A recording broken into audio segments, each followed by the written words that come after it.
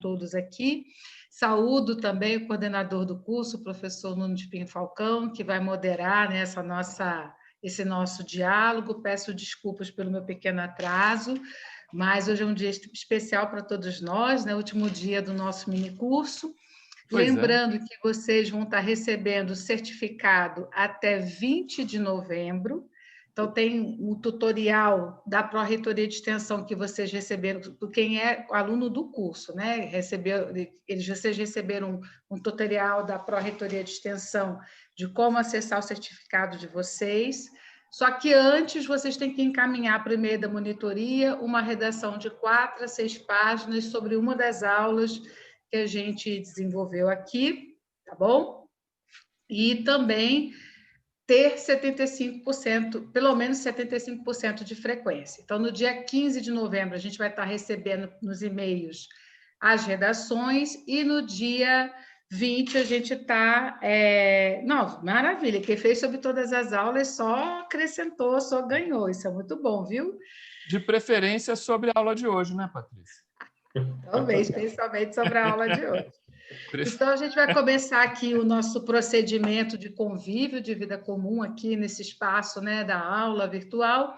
É proibido qualquer ato de discriminação contra a pessoa humana, raça, gênero, condição social, qualquer ato que fira a dignidade humana. É expressamente proibido qualquer expressão disso neste campo. Essa aula ela terá a coordenação do professor Nuno de Pinho Falcão, da Unilab. Então, ele fará a apresentação, seguida, depois da palestra do professor Alex Ferreira Magalhães, que a gente há muitos anos queria ter essa oportunidade de tê-lo mais próximo, e agora a gente consegue, enfim. E ele vai ter de 50 minutos a 1 hora, né, Nuno? Você depois explica para ele exatamente o tempo. E as questões, por favor, encaminhem pelo chat, que depois as nossas queridas Rayane e Samira vão nos ajudar a visualizar, e o professor Nuno vai passando as questões para o professor Alex Magalhães. Então, nesse último encontro, eu quero agradecer a presença de todas e todas, anunciar que nós vamos ter no mês de novembro o nosso último minicurso do ano desse projeto, que é o minicurso Artes e Criatividades, Experiências entre a África e o Brasil, com os colegas da Escola de Música da FRJ, da Faculdade de Música da Universidade Federal do Rio Grande do Sul, com um colega nosso da área de literatura fantástica e com o nosso colega também, e isso, Vitória, eu estou gostando de ver. E muito bom, Vitória. A Vitória está sempre com a gente, isso é muito bom. Então, e o nosso colega da Arte e Educação, que também é rapper, Thiele, né? Então, a gente está aguardando a presença de todos vocês, se possível. Pedimos também que se inscrevam no canal Diálogos sobre a História da África. As inscrições e visualizações são importantes para que a gente possa ter upgrades e melhorias, tanto nos downloads dos vídeos, na qualidade desses vídeos, quanto do acesso de todos, tá bom? Passa a palavra ao professor Nuno de Pinho Falcão. Obrigado, professora Patrícia. Boa tarde mais uma vez a todos. E bem-vindos à quarta e última sessão deste minicurso de Democracia e Justiça, e que eu penso que nós vamos fechar em chave de ouro com a fala do professor Alex Magalhães hoje, porque depois de termos tido a apresentação de três académicos da área da História, vamos hoje ter aquela área que primeiramente trabalha com a questão da justiça, que é o direito, não é? O professor Alex Magalhães, a sua formação é em direito, não é? Graduação, especialização e mestrado na UERJ, na Universidade Estadual do Rio de Janeiro, onde já no mestrado começou, e já também antes na sua especialização, começou a direcionar para a questão do direito urbano, direito das cidades, e as questões que lhe estão associadas, nomeadamente algo que ele tem trabalhado bastante e que nos vem trazer aqui hoje, que é precisamente a questão do direito a viver no espaço urbano e sobretudo, a questão das desigualdades dentro desse espaço urbano e como é que isso se traduz ao nível da justiça e do direito. E fez o seu doutorado em planejamento urbano e regional pela Universidade Federal do Rio de Janeiro, onde atualmente é docente precisamente na área do direito, na Faculdade de Direito, e associado muito à questão do direito urbanístico e direito civil. Está ligado a um conjunto importante de instituições, precisamente abaixo esta questão do direito urbanístico, e é também investigador do Centro de Estudos Sociais da Universidade de Coimbra, onde ultimamente tem feito o seu pós-doutorado, um centro que, não sei se conhecem, é um centro de referência em Portugal, foi criado pelo professor Boaventura de Sousa Santos nos anos a seguir à Revolução do 25 de Abril, e que se tem destacado como um centro muito importante na área dos estudos sociais, inclusive ao ponto de ter a categoria de laboratório de Estado, que é o nível mais alto nas instituições científicas que existe em Portugal. O professor Alex Magalhães vem-nos falar sobre direito às favelas, um paralelo entre o Brasil e os países africanos de língua oficial portuguesa, onde vai precisamente abordar não só uma questão de definição e análise das características fundamentais que caracterizam as favelas aqui no Brasil, nomeadamente no que se respeita à sua área de especialização, o direito, a justiça e as questões de democracia e liberdade, que são associadas naturalmente a questões destas, não é? Como eu chamava a atenção nas nossas primeiras aulas, nós não podemos pensar a democracia sem pensar a forma de gestão dela, que é o direito, não é? Que é a justiça, as questões de ideias de justiça, e depois vai fazer uma análise comparativa com as estruturas de favela existentes em três cidades, capitais de Estados africanos, que são países de língua oficial portuguesa e que foram até 74 colónias portuguesas, nomeadamente Cabo Verde, Angola e Moçambique. Penso que, sem dúvida, será uma análise extremamente rica para todos nós e que, precisamente, como eu dizia, vem fechar com chave de ouro, trazendo esta análise, que é uma análise do direito, que é uma análise da sociedade, não é? A partir dos princípios da sociologia, porque o direito apenas, eu não sou do direito, mas é assim que eu entendo, apenas faz sentido precisamente no entendimento da relação social, ou seja, o direito é algo do ser humano, não é? Algo próprio da sociedade humana para essa sua mesma sociedade. Não é? Claro que isso depois tem muitas questões complexas associadas e eu penso que o professor Alex nos vai explicar muito bem essas questões. Professor Alex, 1 hora a 1h15 para fazer a sua exposição e depois pelo menos uns 30 minutos para debate. Pedimos desde já a todos que sigam o sistema que nós já temos seguido nas últimas sessões, que é qualquer questão, comentário, colocarem nos comentários, na caixa de comentários, para depois poderem ser apresentados ao professor Alex Magalhães e ele poder responder. Tem a palavra. Muito obrigado. Obrigado a eu, como dizem em Portugal, né? Em Portugal que eu aprendi essas expressões que aqui não são muito comuns. Mas agradeço as palavras do professor Nuno, agradeço a Patrícia pelo convite, pelo carinho, e agradeço a todo mundo por estar aqui, né, pelo interesse nessa temática, que para mim é muito cara, né? É um tema que eu falo assim com o coração, né? Falo cordialmente, então, portanto, desse tema. Enfim, vai além, né, do interesse acadêmico, tem um envolvimento assim do espírito, podemos dizer, né? E apenas uma pequena correção em relação à apresentação feita pelo professor Nuno. Na UFRJ, eu leciono no Instituto de Planejamento Urbano e Regional, né? Não na Faculdade de Direito, né? Já lecionei como substituto, professor temporário, né? Contrato 2 anos, aquela coisa.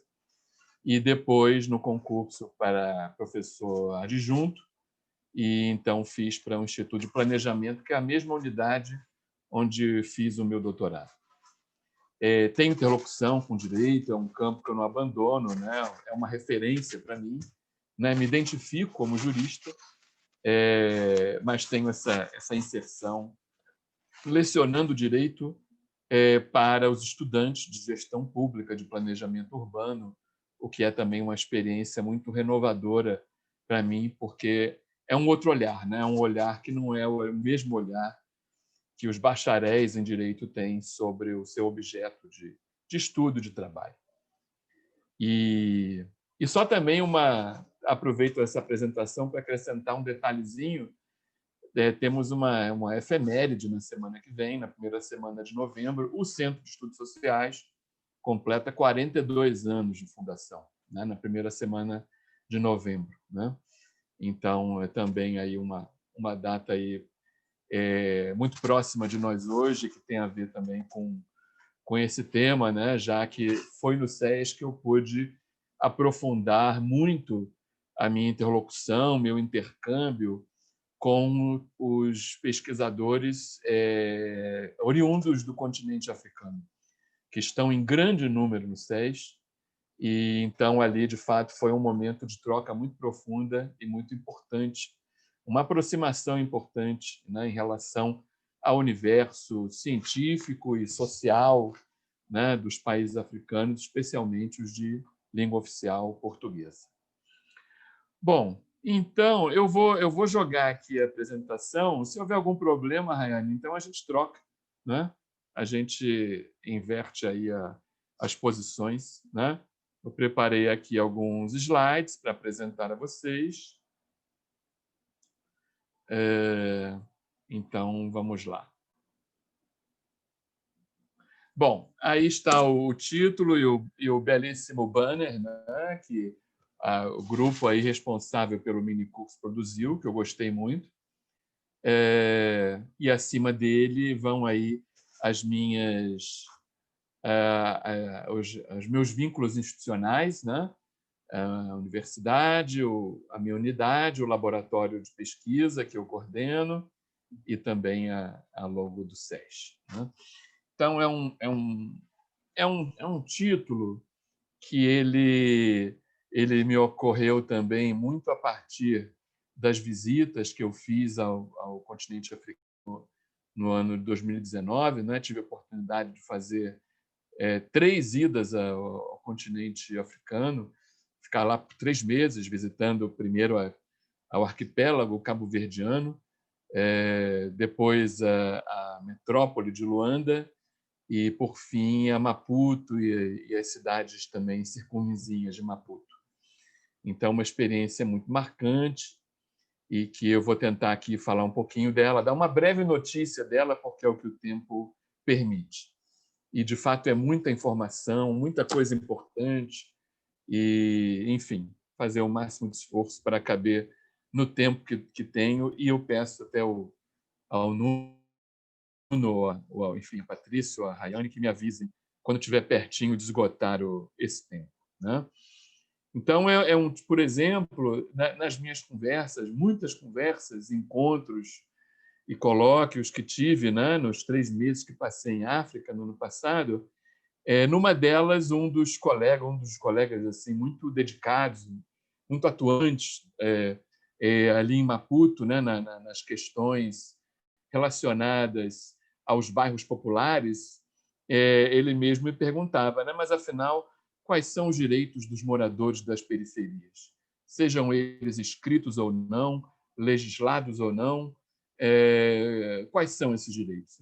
Então, essa interrogação, né, sobre o direito no que tange, né, a esses bairros ditos periféricos na cidade, que às vezes estão em áreas centrais, mas o periférico não é do ponto de vista geográfico.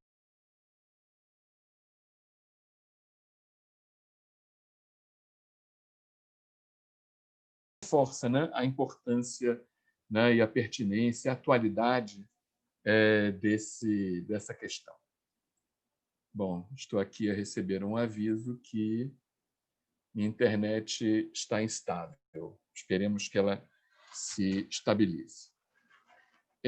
Pois bem, então eu vou fazer uma fala procurando seguir o máximo rigorosamente aquela ementa que enviei, que todos devem ter conhecimento, e, se for possível, até colocar no chat para os meus alunos da pós, que talvez não tenham tido acesso a essa ementa, seria até bom, até um pedido que eu faria aí aos colegas da organização. Bom, então vou começar falando um pouquinho sobre, no meu caso, né, na minha construção, na minha elaboração, como é que eu cheguei a essa expressão, essa formulação, podemos dizer, né, direito das favelas, né? Bom, então vou tentar aqui reconstituir um pouquinho desse caminho, né? É um caminho, né? É uma construção, né? Conceitual, como todos sabem, né? Não é algo naturalizado, né?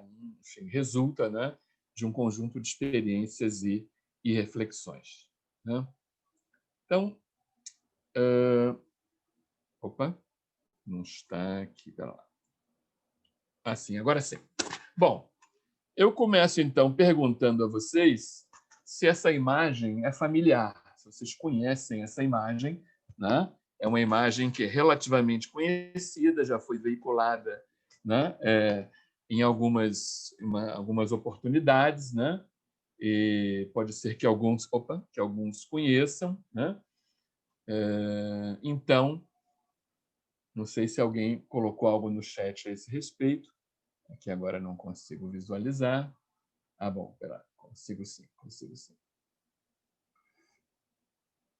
Bom, esta imagem é uma imagem do sertão da Bahia, é uma imagem do Morro da Favela, né?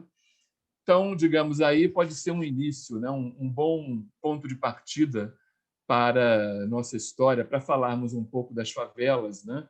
Como algo que marca não somente a cidade do Rio de Janeiro, mas também o Brasil, né? De várias formas, a sociedade brasileira, né? O Morro da Favela ele teve uma importância histórica grande, né? Teve um papel, né, digamos assim, importante na nossa história, porque foi exatamente nesse local em que as tropas do governo brasileiro, da recém-implantada República Federativa do Brasil, foram aí que as tropas militares, né, da República Brasileira se instalaram para, a partir daí, deflagrar exatamente o ataque ao Arraial de Canudos, né? Uma das revoltas importantes que aconteceram no Brasil ao longo do século XIX, né? Especialmente após a proclamação da República, né? Era ali uma comunidade, né, que tinha toda uma inspiração milenarista, né, monarquista até, segundo alguns registros, né? Era um polo de resistência popular à República, né? E foi combatido duramente pelo Exército brasileiro, né, pelo Estado brasileiro, até ser completamente dizimado, destruído, erradicado do mapa, né? Foram exterminados praticamente todos os seus habitantes, né? A partir até de uma ordem expressa, né, do Comando Militar brasileiro, né?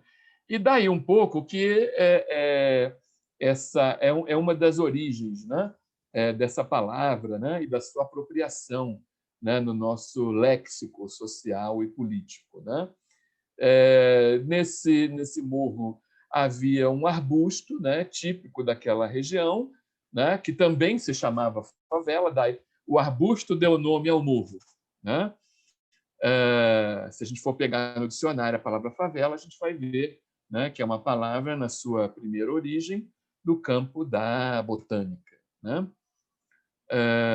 E aí, por força disto, né, as tropas elas vinham do Rio de Janeiro, elas, após cumprida sua missão, retornaram ao Rio de Janeiro, onde havia algumas promessas feitas, né, aos soldados de que o Exército os premiaria, de algum modo, pela campanha militar, especialmente com moradia, e isso acabou resultando na ocupação, né, de um morro nas proximidades do quartel-general do 1º Exército Brasileiro, que até hoje ele fica ali na região da Central do Brasil, né, conhecida como Central do Brasil, no Rio de Janeiro, né, atrás do qual, né, fica ali o morro conhecido hoje em dia como Morro da Providência, mas que outrora, naquele momento, ali no final do século XIX, passou então a ser conhecido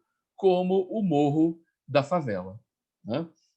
Aqui exatamente essa segunda imagem que eu queria trazer, aqui algumas imagens também relativamente conhecidas, algumas imagens que já têm algumas décadas, do Morro da Providência e a sua ocupação por vários barracos, né? Construídos pelos soldados, mas o detalhe curioso, que muitas vezes se esquece, é o de que esses soldados que retornaram de Canudos, né, por volta do ano de 1897, eles não foram os primeiros ocupantes do morro. Um pouco antes disso, esse morro já começara a ser ocupado por outras pessoas, por exemplo, pelas pessoas que foram desalojadas pela erradicação do cortiço Cabeça de Porco, que ficava no pé desse morro, né? Bem na entrada de onde é o túnel da Central do Brasil, que foram vítimas da campanha de erradicação de cortiços que foi movida, né, pela Prefeitura do Distrito Federal, né, que equivalia, né, à Prefeitura do Rio de Janeiro naquela época, e que aconteceu alguns anos antes. Então, alguns anos antes, a Prefeitura estava erradicando cortiços e os moradores do Cabeça de Porco, que era o maior cortiço da cidade do Rio de Janeiro, dizem alguns que chegava a ter 4.000 pessoas, né? Os dados mais assim extremos, né? Sobre esse local de moradia popular, e que foi destruído, e os moradores, né, constam dos registros da época, que pegaram o que sobrou da erradicação do cortiço e reconstruíram as suas casas no Morro da Providência, né? Então, a conjunção desses fatores veio dando origem, né, a essa favela, que alguns dizem que é a primeira favela do Rio de Janeiro e do Brasil, mas é também uma informação errônea, porque as primeiras favelas elas foram também erradicadas por força do arrasamento de morros da cidade do Rio de Janeiro para fazer as obras de ampliação, né, de abertura de esplanadas no centro da cidade do Rio de Janeiro. Então, nessa operação, se arrasaram morros e se aterraram várias áreas do centro da cidade, que eram áreas pantanosas, ainda no século XIX, né? Haviam pequenos rios que cortavam o centro da cidade, né? Então, as primeiras favelas estavam em morros que não mais existem hoje em dia, como, por exemplo, a favela do Morro de Santo Antônio, ali onde está o Convento de Santo Antônio, no Largo da Carioca, no Rio de Janeiro, que foi também nessa época desfeita, né? Então, é uma informação, né, que muitas vezes é colocada de maneira um pouco truncada, né? A favela da Providência reivindica um pouco, né, até hoje, muitos dos seus líderes, esse título, né? Mas é algo que também tem aí algum ruído com relação à informação histórica. Então, isso, digamos, esses fatos, eles deflagram, digamos, ou aprofundam a presença das favelas na cidade do Rio de Janeiro, que é uma presença que começou a se verificar já em meados do século XIX, né? Já temos, em última análise, né, notícias de jornal que já dão conta que, por volta de 1853, havia ocupação de morros da cidade do Rio de Janeiro por casebres, por casas feitas com materiais improvisados por parte da população trabalhadora naquela época. Então, no mesmo período, né, praticamente de maneira sincronizada com a transição que acontece no século XIX no Brasil, especialmente no Rio de Janeiro, né, numa transição do regime de trabalho escravo para um regime de mão de obra assalariada, né, a transição ao modo de produção capitalista que vai acontecer no Brasil ao longo do século XIX. Na metade do século XIX, estava no Brasil acontecendo um conjunto importantíssimo de transformações, né, na cidade, no país, né? Era a Lei Eusébio de Queiroz, né, que estancou o tráfico negreiro, né, de África para o Brasil, era a edição de um código comercial, era a lei de terras no Brasil, era a construção de ferrovias, né, a criação de bancos. Então, um conjunto de providências, de medidas que vão indicando, né, essa transição para o regime capitalista, e isso vai colocando a questão da moradia popular desde aquele momento, através do surgimento de cortiços e também, ao mesmo momento, da ocupação dos morros da cidade, né? Então, uma questão que não era uma questão social, pública, né, que era a questão da moradia, quando você faz a transição do trabalho escravo para o trabalho livre, ela começa imediatamente a se colocar, a se manifestar, né? Então, é uma questão que vem surgindo desde aí, né? Então, aí estão os marcos de origem, né, das favelas, como uma questão que está no coração, né, da questão social, né, no Rio de Janeiro e mais adiante no Brasil, como também da questão urbana, né? Bom, vamos adiante. Então, as favelas vão se tornando gradativamente uma questão de Estado, uma questão que interpela o Estado de várias maneiras, que interpela as políticas públicas de várias maneiras, né? Então, aqui nós temos uma outra notícia importante, né? Um outro marco inicial fundante.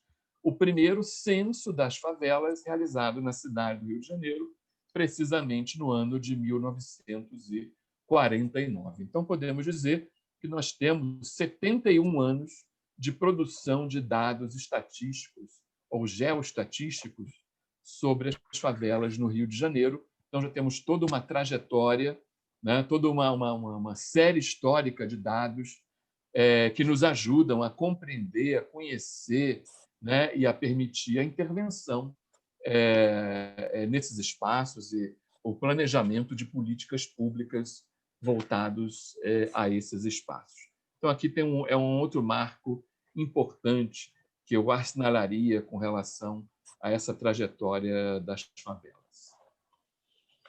Bom, aqui temos uma outra imagem emblemática, né? Não sei se quem conhece essa imagem. Quem sabe dizer que imagem é esta?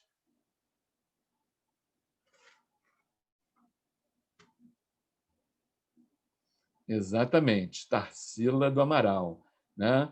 Uma das nossas grandes pintoras, né? Uma dos nossos nomes de referência do movimento modernista na década de 1920. E aqui, essa pintura de Tarsila é intitulada precisamente Morro da Favela, né? É uma pintura de 1926 e é uma maneira pelo qual, né, uma artista de perfil modernista, né, de estilo modernista, representou essa que era uma das primeiras favelas do Rio de Janeiro e do Brasil. Então, é a maneira, digamos assim, como esses artistas eles olhavam a favela no caso do Rio de Janeiro, né?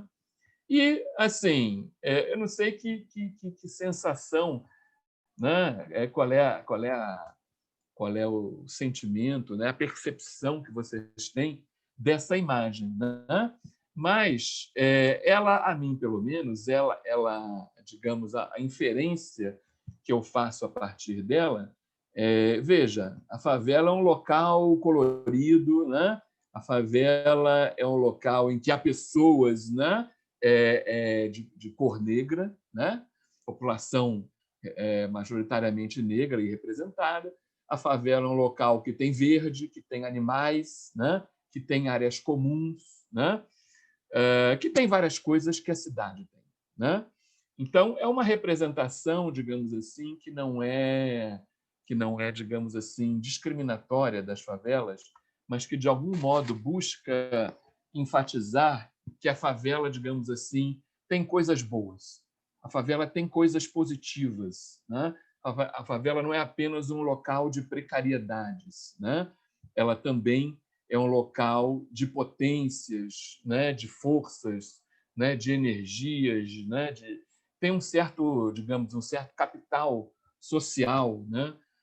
Nas favelas, né? Então, é uma representação que se coloca numa linha diferente do que é o discurso dominante que busca apresentar as favelas como local em que há precariedade, marginalidade, criminalidade, né? Uma série de, digamos, de perversões, né? Do corpo, da mente, do espírito, do comportamento, dos valores, enfim, uma série de associações que já foram feitas, né? Das favelas em relação a tudo que pode existir de pior numa sociedade. Então, aqui tem uma espécie de combate, aqui tem uma percepção da potencialidade das favelas, que elas poderiam representar, digamos, o Brasil raiz, né? O Brasil profundo, né? Uma representação do Brasil autêntico, né? De algum modo, né? Os artistas modernistas viram isso nas favelas, né? Tanto é que eles estiveram entre os primeiros que buscaram ir até esses locais e, de algum modo, interagir com esses espaços, com seus moradores, né? E aprender algo a partir desse universo. Então, aqui tem uma marca importante que, digamos, coloca uma outra interpretação, uma outra visão que se afasta da visão dominante a respeito das favelas. Bom, eu estou dizendo que as favelas são uma marca não apenas do Rio de Janeiro, mas também do Brasil, né? Então, aqui eu trouxe algumas imagens que não são do Rio de Janeiro. E aí eu pergunto novamente se alguém conhece alguma dessas imagens, se alguma dessas imagens é familiar para vocês, né? Eu aqui estou buscando trabalhar muito com as imagens, viu, gente? Mais do que com textos, até para tentar não ser tão pesado, tão cansativo, né? Algumas dessas imagens são também imagens icônicas, né? Do país, né? Sim, a imagem do canto inferior esquerdo é Paraisópolis, exatamente, uma das imagens emblemáticas que já circulou o mundo, né? E que é mais representativa da desigualdade expressa nas favelas, né? Ao lado da favela está um condomínio, né? No bairro do Morumbi, em São Paulo, dotado de quadra de tênis, quadra de esportes, piscinas e, pasmem, né? Uma piscina por varanda, né? Cada varanda individual de apartamento tem uma piscina privativa, além da piscina comum do próprio condomínio, né? Então, é o que mostra, né, a escandalosa desigualdade social, e que, no caso brasileiro, ela muitas vezes é uma desigualdade que ela está dividindo muros com o outro lado, né, da pirâmide social, né? É uma das características, né, da formação das favelas no Rio de Janeiro e no Brasil. Elas não estão apenas nas franjas da cidade, mas elas estão também, muitas vezes, em áreas centrais da cidade, né? É o caso dessa imagem lá de Paraisópolis, é o caso também da imagem acima, né, no canto superior direito da tela, que é uma imagem de uma favela muito conhecida no país, que é a favela Brasília Teimosa, na cidade do Recife, né? Que fica numa das zonas mais valorizadas daquela cidade, ali vizinha ao bairro da Boa Viagem, né? Vizinha de áreas centrais da cidade, áreas de grandes projetos imobiliários. Então, é uma favela que resistiu a inúmeras tentativas de remoção, daí o seu nome de Brasília Teimosa, porque ela era destruída de dia e os moradores de madrugada a reconstruíam, até que acabaram, o outro lado cansou primeiro e a favela acabou evitando, né, sofrer uma remoção, né? De fato, a Mari acertou, a favela no canto inferior direito é a favela Sol Nascente, que é a maior favela que existe no Distrito Federal, né? É uma favela plana, com construções ainda muito precárias, né? Sem asfaltamento, enfim, com um crescimento muito grande, muito rápido, muito acelerado.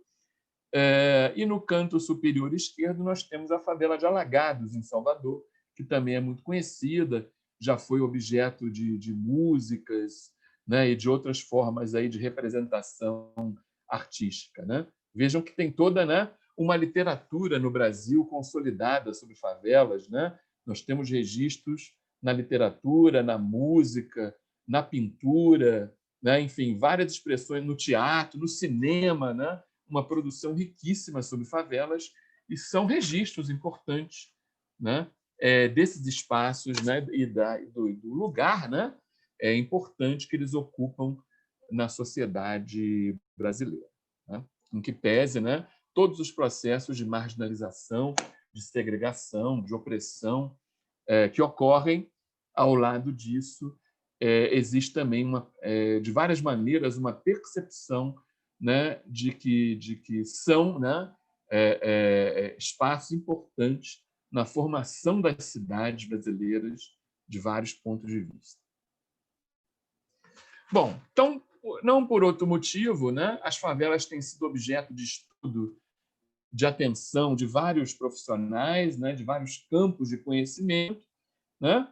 E aí a gente pode começar a se perguntar sobre e o campo jurídico, e o mundo jurídico, né? Já que nós estamos querendo aqui tratar do direito das favelas, onde é que entra o direito, né, quando nós falamos das favelas? Então, aqui eu quero também trazer algumas notícias a esse respeito e colocar um pouco a minha construção, a minha formulação com relação a esse tema, né? Então, aqui eu trouxe um trechinho, né, de uma lei, né, que é o Código de Obras, né, um tipo de lei que todo município tem que ter, né, uma lei que discipline, né, a atividade de edificações, né, como é que ela deve... Opa. Como? Por favor, gente, todo mundo desliga o microfone. Rayane, fecha os microfones, por favor. Ok. Pensei que era alguém fazendo alguma consideração. Mas sim, retomando. É o Código de Obras do Rio de Janeiro, de 1937, o momento em que a cidade do Rio ainda era o Distrito Federal. Ela foi o Distrito Federal até 1960, como sabem. Foi a capital, né? Primeiro, ainda no período colonial, né? A partir de 1763, né? Depois do Império, depois da República, até a construção de Brasília, em 1960. Pois bem, em 1937, o Código de Obras do Rio de Janeiro ele elabora um conceito jurídico de favelas, né? Então, tem toda essa discussão, né? Como é que nós compreendemos e conceituamos favelas? Ora, em 1937 surgiu na legislação um conceito para fins do direito, né? Então tá aí, né? Favelas são conglomerados de 2 ou mais casebres. Veja que a escala naquele momento era uma escala pequena para se falar de favelas, né? A partir de 2 casebres já poderia se considerar como favela, né? Regularmente dispostos ou em desordem. Outro detalhe importante, né? A favela não necessariamente é um local definido do ponto de vista da sua ocupação, da sua configuração espacial, como um local caótico, irregular, sem uma legibilidade, sem uma racionalidade que não seja, né, compreensível na ocupação do espaço. Não, né? A própria legislação já admitia que você poderia ter favelas em que as casas estivessem regularmente dispostas, né? Ou seja, com a definição de ruas, de quadras, de quarteirões, assim por diante, né? Construídos com materiais improvisados. Aí, nesse momento, predominava, né, a favela, o barracão de zinco, a favela feita de madeira, de papelão, de todo tipo de material que não era um material apropriado para a construção de habitações, né? E em desacordo com as disposições desse decreto, ou seja, na favela você constrói, você não está olhando para a legislação ao construí-la, né? Então você tinha aí algumas características do conceito de favelas adotado na legislação, E é um conceito que nunca desapareceu até hoje, né? Até hoje, a legislação do Rio de Janeiro ela é pródiga em falar de favelas, em definir, em regulamentar, em indicar medidas do poder público direcionadas a esses espaços, mecanismos de controle, de promoção, né? Então, tem todo um discurso normativo sobre favelas estruturado há mais de 80 anos a partir da cidade do Rio de Janeiro, né? Veja que, quando se começa a falar do assunto, né, falava-se das favelas no sentido de extingui-las, né? Então, é uma norma, é um dispositivo legal que aparece num capítulo que trata da extinção de habitações consideradas anti-higiênicas, né? Aí a gente vê a presença da ideologia do higienismo, que foi muito forte na primeira metade do século no Brasil, né? Então, todos os dispositivos legais eram no sentido de dizer que a favela era proibida, né? Que a favela não poderia existir, não poderia ser expandida, né? E que a prefeitura deveria impedir a formação de novas, né? Ou a ampliação daquelas existentes, deveria demolir aquelas que existiam, né? E aí nós sabemos pela história de que nada disso aconteceu desta maneira, né? Acabaram que as favelas, de algum modo, vieram sendo toleradas, né? Vieram se consolidando nos interstícios da lei, né? Nas margens, nas brechas que o sistema político, que o sistema urbanístico e que o sistema normativo foi permitindo, né? Essa mesma lei ela era ambígua sobre o tema, que, em que pese esse artigo aí ser muito duro, lá pelas tantas, no outro trecho da lei, quando ela falava dos subúrbios da cidade, ela admitia construções em morros, né, sem fiscalização do poder público. Então, a própria lei tinha suas ambiguidades, né, além das ambiguidades na maneira da lei ser aplicada, né? Essa peça de legislação, quando eu relato a existência dela para estrangeiros que nos visitam e conhecem as favelas, né, eu consegui a proeza de fazer uma chinesa morrer de rir, né? Tal, né, o descompasso entre a lei e a realidade, né? Então, esse é um primeiro dado, né, sobre as favelas e o mundo jurídico, ou o campo jurídico. Eu botei o mundo aí entre aspas, né? O direito às vezes parece que é um mundo à parte, e muitas vezes enfim, muitas vezes é tratado dessa forma, com uma espécie de bolha, né? É mais preciso a gente falar, né, de campo jurídico, né? O mundo acaba tendo uma conotação aí crítica, né, em relação ao pensamento jurídico e como se estrutura, né, esse campo, né, do ponto de vista da sua inserção social. Pois bem, tem um outro dado importantíssimo na minha visão, né?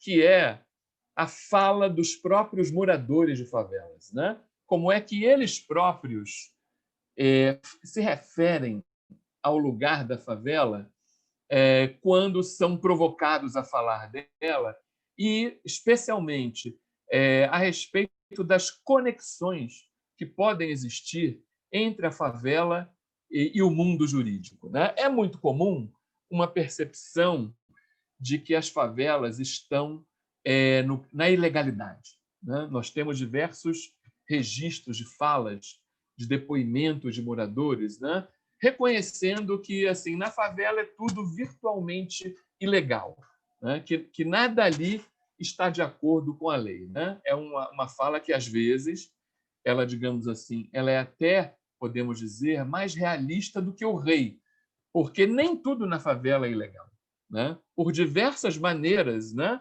A favela foi, ao longo do tempo, entrando na legalidade. Por diversas dessas brechinhas que eu me referia antes, as favelas foram entrando no campo da legalidade, né? Agora, em alguns momentos, quando havia uma espécie de ataque, né, de ameaça às favelas, emerge um discurso de defesa que procura mostrar que as favelas não são exatamente aquilo que o pensamento dominante costuma apresentar. Então, aqui eu trouxe uma fala, também de 1926, colhida de um jornal importante do Rio de Janeiro, que foi o Correio da Manhã, colhida pelo nosso Maurício de Almeida Abreu, né, um estudioso importante sobre a cidade do Rio de Janeiro, em que ele registrou um depoimento dado à imprensa pelo chefe do Morro da Providência, por um dos chefões, né? A favela, naquele período, já tinha uma espécie de dono do morro, de chefe do morro, que exercia uma autoridade internamente à favela perante os demais moradores, né? E o que esse chefe coloca, né? Se coloca de maneira crítica, diz que estão iludidos, né? Os senhores, né? Que representam, né? Que falam dos lugares dominantes da sociedade, né? Colocando, né? Associando a favela a fatos terríveis, né? Diz que eles estão enganados, né? Diz que reconhece que na favela existe pobreza, existe miséria, mas ela é composta de trabalhadores, e arremata dizendo: aqui há disciplina, aqui há ordem, né? Ou seja, a favela não é, na leitura dos seus próprios moradores, um caos, um local em que marcado pela ausência de normas, né? Não é um local do vale tudo, do arbítrio puro e simples, né? Essa é uma visão que é em muitos momentos combatida a partir dos próprios moradores. Então, é importante resgatar essa fala, né? E isso também, na minha experiência de pesquisa, é um elemento que eu valorizei muito. Eu procurei trabalhar muito, né, com os depoimentos dos moradores, né? E eu falo do direito das favelas muito, muito amparado, né? Eu busco o tempo todo me amparar nas falas desses moradores, né, dos vários estratos de moradores de favelas, digamos, a minha fonte primeira, embora não exclusiva, para falar do direito das favelas, né? Bom, ao longo do tempo, vai surgir também um discurso acadêmico sobre o direito das favelas, né? Então, aqui eu trago as duas primeiras fontes, né? Os dois primeiros estudiosos, os dois primeiros juristas que falaram das favelas de um ângulo jurídico, né? Ou de um ângulo sócio-jurídico, podemos dizer também, né? Que foram precisamente o Boaventura de Souza Santos, né? Intelectual português, fundador do SES, como o professor Nuno aqui já noticiou, e um segundo, um jurista norte-americano que não é muito conhecido, não é muito lembrado, não é muito citado, né? A sua obra, digamos, ficou um tanto obscurecida, ficou muito na sombra, e talvez a gente não conhecesse, não fosse o fato dela ter sido publicada numa revista, por sinal, uma revista de uma universidade. Depois eu vou pegar aqui a revista aqui para citar corretamente, mas é de uma universidade sediada em Osasco, que publicou esse artigo, e é um artigo que um colega pesquisador garimpou, né? Nos seus trabalhos de pesquisa. É um trabalho de pesquisador, é um trabalho, né, comparável, né, de um certo ângulo ao trabalho do garimpeiro, né? Embora a nossa ideologia não possa jamais ser a ideologia do extrativismo, né? Mas o nosso papel de encontrar a agulha no palheiro, digamos assim, né? De encontrar essas pedras preciosas, que são documentos importantes para a gente reconstituir a história, né, das favelas do ponto de vista da documentação disponível, né? Então, esse artigo do Stephen Cohn, né, um jurista norte-americano, né, que veio ao Brasil na década de 60 e que escreve esse artigo em 1968, é um jurista de um viés marcadamente conservador, né?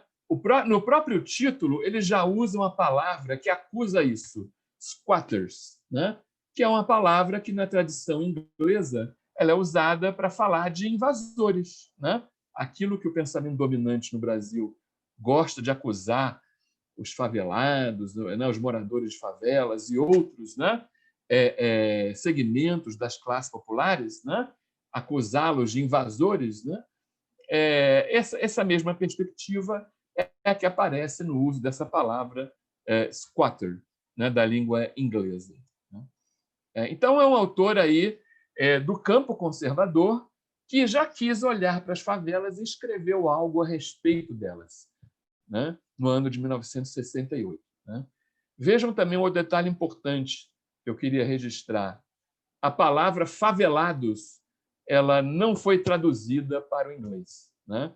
O autor não falou, por exemplo, slum dwellers, né, como é comum encontrar em muitos trabalhos, né, acadêmicos ou jornalísticos. Né? Ou seja, a palavra favela, a palavra favelados, ela, em 1960, ela já estava se convertendo numa palavra, digamos, não apenas da língua portuguesa, mas uma palavra pertencente, né, a uma espécie de linguagem mundial. Né? Ela se internacionalizou de maneira que nós não precisamos, caso a gente não queira, a gente não precisa traduzir a palavra favela num artigo em qualquer outra língua, porque ela vai ser compreendida e será aceita. Né?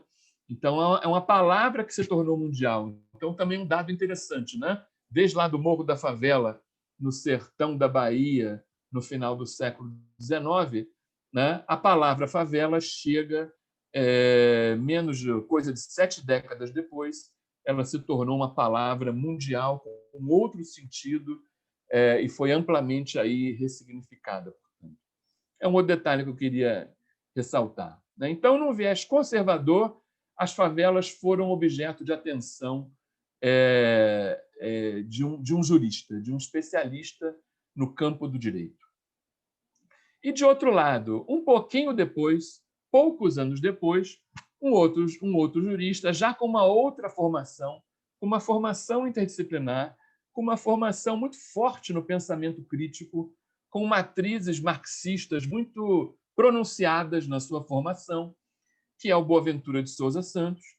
Ele escreve essa obra, que está em português, mas a sua tradução para o português ela é relativamente recente, que ela foi escrita em inglês em 1973 como uma tese para a Universidade de Yale, onde o Boaventura Santos obteve o seu título de PhD. Né? E o título original era, em inglês, precisamente, The Law of the Oppressed, ou seja, o direito dos oprimidos. Então, veja que, pela própria palavra que dá título ao trabalho, ou pela própria construção do título, a gente já vê que se trata de uma outra perspectiva. Né? O autor fala não de invasores, mas sim de oprimidos. Né? E que esses oprimidos já digamos assim, nos induz, né? já está latente nessa fórmula a afirmação de que os oprimidos têm direitos, de que os oprimidos são titulares de direitos. Né? Não são invasores, não são pessoas que estão à margem da lei, não são pessoas que estão violando as leis, mas são pessoas que também, de algum modo, são coletividades que, de algum modo, eles são enxergados como sujeitos de direitos, como sujeitos de proteção legal. Então, tem aí uma outra perspectiva a respeito das favelas e dos seus moradores. Né? O Boaventura também se baseia a sua pesquisa numa permanência de 4 meses na favela do Jacarezinho, no ano de 1970. Né? Eu até, quando estive em Coimbra, estive lá planejando com o próprio Boaventura de fazermos um evento aqui no Rio de Janeiro, nesse ano, comemorativo aos 50 anos dessa pesquisa no Jacarezinho, o que foi impedido pelo advento da pandemia. Né? Uma ideia que ficou aí, digamos, agora guardada para um outro momento em que ela seja viável. Então, o trabalho do Boaventura se distingue também por isso. Né? Ele se alojou na favela, do Jacarezinho, alugou um imóvel, aí viveu por 4 meses e fez sua pesquisa de campo, que deu origem a essa obra, um procedimento que o Stephen Cohn não realizou, fez a sua pesquisa consultando, basicamente, os especialistas em direito, os gestores públicos e os documentos oficiais então disponíveis. Então, de fato, a diferença de abordagem também reflete não só o pensamento de cada um desses pesquisadores, mas também as fontes nas quais eles se basearam, né? Onde eles foram buscar informações para produzir o seu trabalho. Então, aqui se inaugura a fala da academia sobre o direito das favelas. Já percebemos desde a origem que duas perspectivas, por exemplo, pelo menos duas perspectivas típicas, duas perspectivas polarizadas são possíveis a respeito desse mesmo objeto, e entre elas duas existe um enorme gradiente de possibilidades onde a gente pode transitar.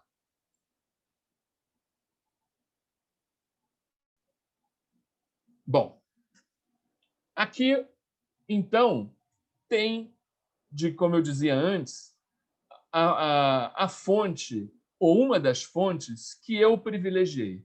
Uma das fontes que o Boaventura e outros autores me ajudaram bastante, porque eles já, digamos assim, já me avisaram, entre aspas, que isso existia, né? Era uma coisa que eu também tive notícia na minha atuação como advogado na década de 90, na Fundação Centro de Defesa de Direitos Humanos Bento Rubião, que tem uma atuação longa em favelas do Rio de Janeiro, desde a década de 70, do final da década de 70, né?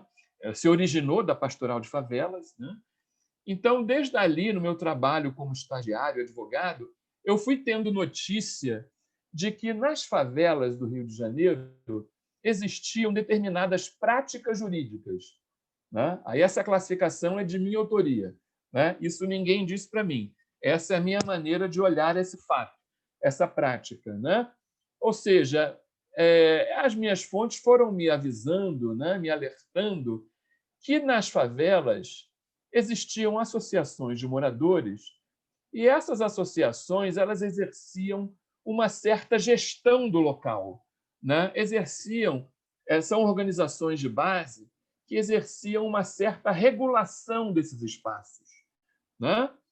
Como, né? Por exemplo, privilegiadamente, mediante o controle das transferências de imóveis, né? Em muitas favelas, as suas respectivas associações de moradores, há várias décadas, há coisa de 5 ou 6 décadas, elas dispõem de um registro, né, de uma documentação da propriedade da terra, da propriedade dos imóveis, né? Uma espécie de cartório local, uma espécie de cartório comunitário, né, de cartório social, se quisermos assim dizer, né? Então, em muitos locais, as associações têm um registro muito mais amplo que o do próprio poder público. As associações detêm uma documentação, detêm um conhecimento que ninguém mais dispõe, né? E aqui eu trago um dos exemplos dessa documentação, né? Um documento relativamente recente, o que mostra que essa prática ela veio se atualizando até o momento contemporâneo, né? Aqui foi um dos documentos que eu procurei analisar, fazer uma análise de conteúdo desses documentos, corroborada pelas informações orais que eu ia obtendo em campo e pelas informações de outros documentos, de outros estudos. Então, eu fui colecionando várias fontes, né, para eu reconhecer esse tipo de prática jurídica que vem sendo exercida nas favelas. Então, as associações de moradores e outras organizações de favelas, elas são agências jurídicas, elas são agências normativas, regulatórias, né, que exercem, né, um poder não só de normatização, mas muitas vezes de gestão do espaço, de resolução de conflitos, são também muitas vezes um mini tribunal local, né? Então, elas exercem várias funções que, via de regra, são que, em tese falando, seriam funções monopolizadas pelo Estado, né? Mas o Estado, nos países periféricos, ele não monopoliza aqueles poderes que o Estado moderno buscou monopolizar, em toda aquela ideia do contrato social, né, que é fundante da ideia de Estado moderno.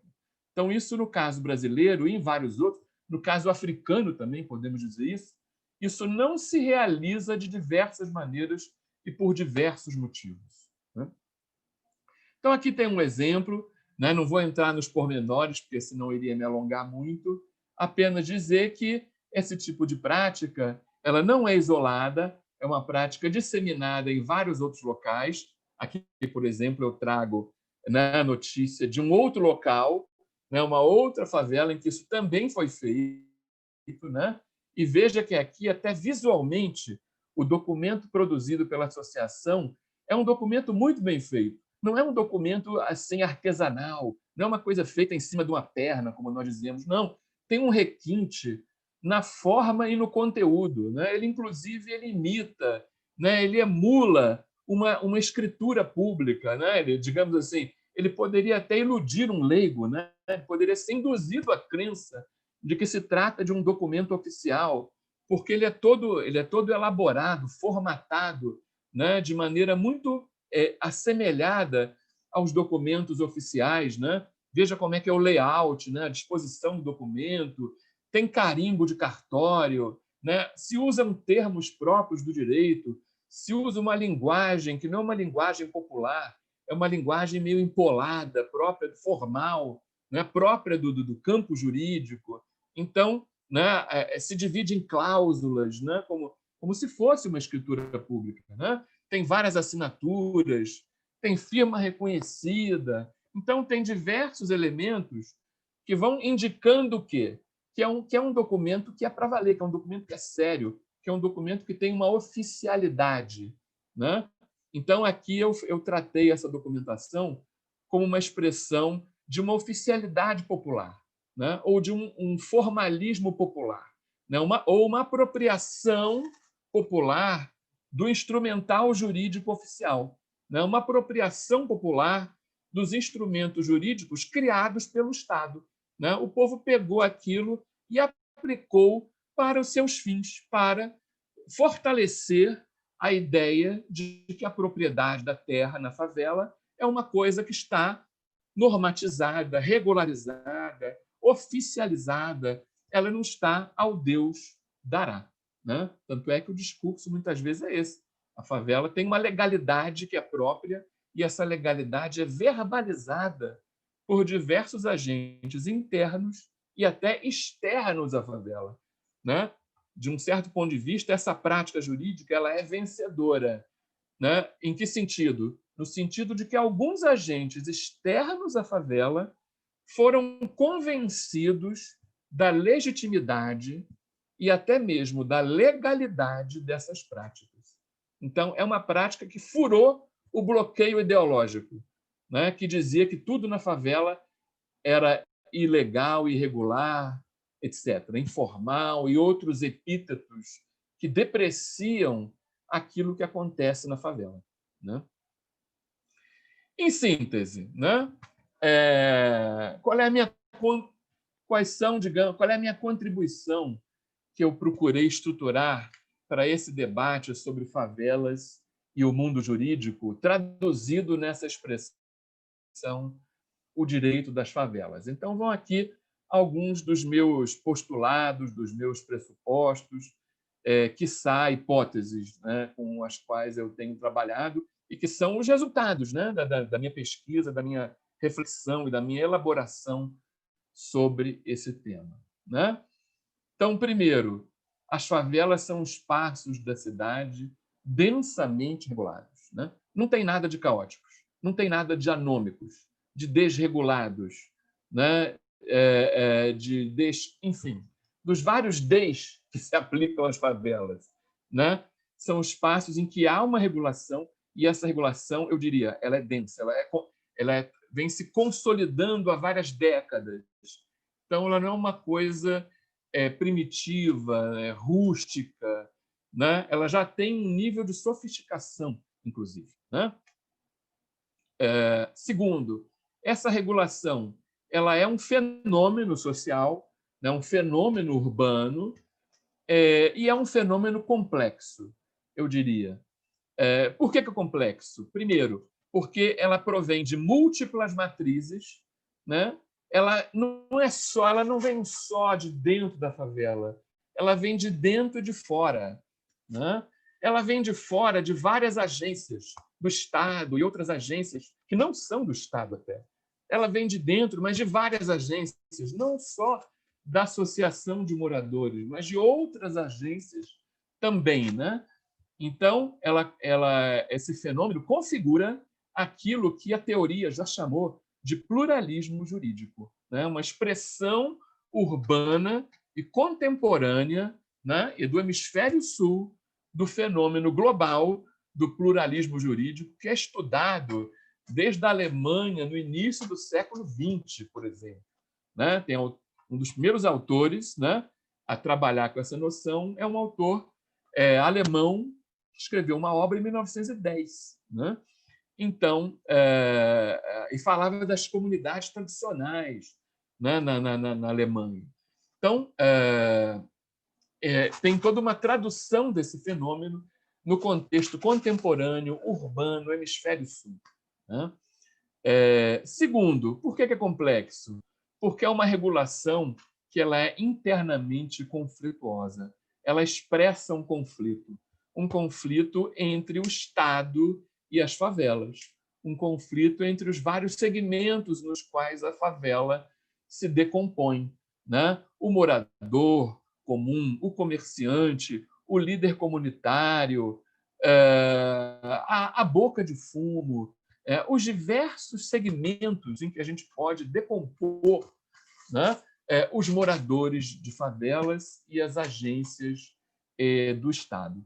Então, é uma regulação cuja marca é o conflito, né? Ou seja, ela não é um samba de uma nota só, né? Ela é um corpus que tem aí um conflito interno latente no seu próprio seio. Terceiro, o direito da favela não se reduz de modo algum à lei do tráfico ou à lei da milícia. Essa é uma leitura que eu já vi muitas pessoas fazerem, né? Quando eu falava, né, sobre a lei da favela, tá, eu sei do que é a lei que a boca de fumo impõe. Não se reduz a isso, né? O fenômeno, essa visão é uma visão reducionista, empobrecedora, a rigor incorreta do fenômeno que eu estou tratando, que eu estou tentando conhecer e delimitar e conceituar aqui. Quarto, o direito das favelas compõe-se, então, de um conjunto de práticas jurídicas, né? Não só essas que eu mostrei aqui antes, né? Essa é uma delas, né? Então, tem um conjunto de práticas. E essas práticas elas são fruto de um acúmulo de várias experiências de longo prazo. São experiências que remontam décadas. Já há uma certa tradição com relação a isso, né? Então, tem toda uma acumulação que é importantíssima, que é vital e que explica a força e o enraizamento desse fenômeno. Quinto, né? Essas práticas elas não merecem aspas, que muita gente coloca elas entre aspas, metaforicamente ou literalmente entre aspas. Sou capaz de mostrar a vocês uma tese que virou livro, que tinha esse mesmo objeto de estudo e que usou aspas do início ao fim para se referir a essas práticas, né? Ou seja, põe em dúvida, né? Lança uma dúvida a respeito delas, ao usar sistematicamente das aspas. É uma maneira elegante de duvidar, uma maneira requintada, né, de desconfiar, né? E logo de até no fundo, não aceitar essas práticas. Então, eu acho que nós temos que tirar as aspas, né? Essas práticas não merecem essas aspas, não merecem os vários apelidos, vários epítetos depreciativos que já foram colocados, né? Por exemplo, informalidade é um dos mais comuns, né? E eu, então, eu não adoto, né? Eu critico todos eles, porque eu entendo que eles estão marcados por uma ideologia muito pesada com relação a essas práticas, né? Que é o que eu chamo de ideologia da desjuridificação, né? Ou seja, que retira o caráter jurídico dessas práticas, que não reconhece o caráter jurídico dessas práticas, que acham que essas práticas são coisas, no máximo, interessantes, curiosas, exóticas, criativas, né? Mas não são direito, não são para ser levadas a sério, né? Não são algo que não vai além de uma espécie de folclore, né, sobre as favelas, né? A visão, digamos assim, um pouco mais tolerante vai por esse caminho. A visão mais intolerante atira todas essas práticas na ilegalidade, né? É mais reativa, é mais cruel. Então, nós temos, inclusive, variações, né, nessa ideologia. Então, toda a minha abordagem é no sentido de mostrar, né, a injustiça dessa abordagem, né, que ela é uma expressão da segregação no campo das ideias, no campo ideológico, né, e que uma visão justa ela tenderá a reconhecer e a afirmar, né, o valor social, político e jurídico dessas práticas, né? Então, eu diria que um diagnóstico jurídico completo, rigoroso, a respeito das favelas, ele não pode estar reduzido à produção do Estado, isso é um lado da história, ou seja, as leis, os atos administrativos, os acórdãos, né, as decisões judiciais, portanto, os pareceres dos procuradores, né, são vários exemplos de documentos oficiais, documentos produzidos pelo Estado, que são importantes, né, para nós falarmos do direito das favelas. É uma referência, né? É uma das nossas fontes. Mas nós não podemos nos reduzir a elas, por mais que esses documentos sejam importantes, né? Então, esse diagnóstico ele deve contemplar também essas práticas autônomas ou relativamente autônomas que surgem nas favelas, que brotam de baixo para cima, né? Que emergem, né, da vida nas favelas, né? Com um grau, às vezes, de espontaneidade, né, bastante marcado, às vezes, né, reproduzindo práticas de outros lugares, né, às vezes de maneira bastante original, né? Então, esse diagnóstico, com esses dois lados, digamos assim, ele é uma pré-condição, eu diria, para se pensar qualquer intervenção de ordem prática nas favelas. Sejam políticas públicas, sejam projetos de extensão universitária, sejam projetos de desenvolvimento feitos por ONGs, projetos feitos por igrejas, por organizações sociais, enfim, projetos de qualquer natureza, assistenciais, né, dirigidos às favelas. Me parece que esse diagnóstico ele é uma pré-condição para que esses projetos possam ser concebidos, estruturados de maneira adequada a esses espaços e ao estado da arte, né, do que eles apresentam, não apenas hoje, mas há algum tempo, né? Então, essa é a abordagem que eu tenho procurado desenvolver, elaborar e refinar, né? Eu, a princípio, eu comecei trabalhando com os casos do Rio de Janeiro, com os casos de favelas no Rio de Janeiro, né? Depois, né, eu comecei um esforço de ampliar as escalas, né, paulatinamente. Olhar também para outras situações Brasil afora, né, e tenho encontrado assim trabalhos que têm corroborado essa minha visão, né, feitos por colegas no ABC Paulista, em Salvador, em Belém do Pará, em vários lugares do Brasil, né? Tenho depois também encontrado trabalhos nessa mesma linha no âmbito latino-americano, ou seja, na Argentina, na Colômbia, no Peru, né, situações que vêm muito ao encontro disso, né?